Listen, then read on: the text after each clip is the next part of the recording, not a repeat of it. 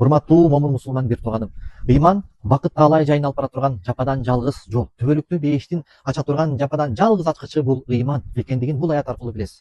Күндөрдүн бир күнүндө Залкар аалы Мухаммад Саид Рамазанбути рахимахулла мечиттен чыгып келе жатып, кийген кийиминен туруштуруп аткан эч ким ага маани бербеген дервишке жолугуп калат. Ал дервиш бул заттын муңайган жүзүнө карап, сен эмнеге капалуусуң, биздин эгебиз бар го деп кубанып шаттанып ары басып кеткенде, бул аят менин эсиме түштү дейт. Залика би анналлаха маулаллазина аману аннал кафирина ла маула лахум. Анткени Аллах ыймандуулардын мауласы. Жалпы муфассирлердин айтымында наасыр, жардамчы, вали, дос, хафиз, сактоочу. Эртең урматтуу бир тууган, ыйман бизди кабырдагы азаптан куткарат. Эртең ыйман кыяматта кайра тирилгендеги оор ахыбалдардан куткарат. Ыйман бизди тозоктун түбөлүктүү азабынан куткарып, түбөлүктүү бейишке киргизе турган жападан жалгыз ыйман. Аллах бизге дос болсун, жардамчы болсун десеңиз, анда урматтуу бир тууган, ыйман дарсын үйрөткөн сабактарга катышыңыз, китептерди окуңуз, ошондой чөйрөдө болуңуз. Ал эми ваннал кафирина ла маула лахум, ал эми кафырларга Аллах алардын мауласы эмес дейт. Урматтуу бир тууган, ыйман менен биз Аллахты табабыз. Аллах болсо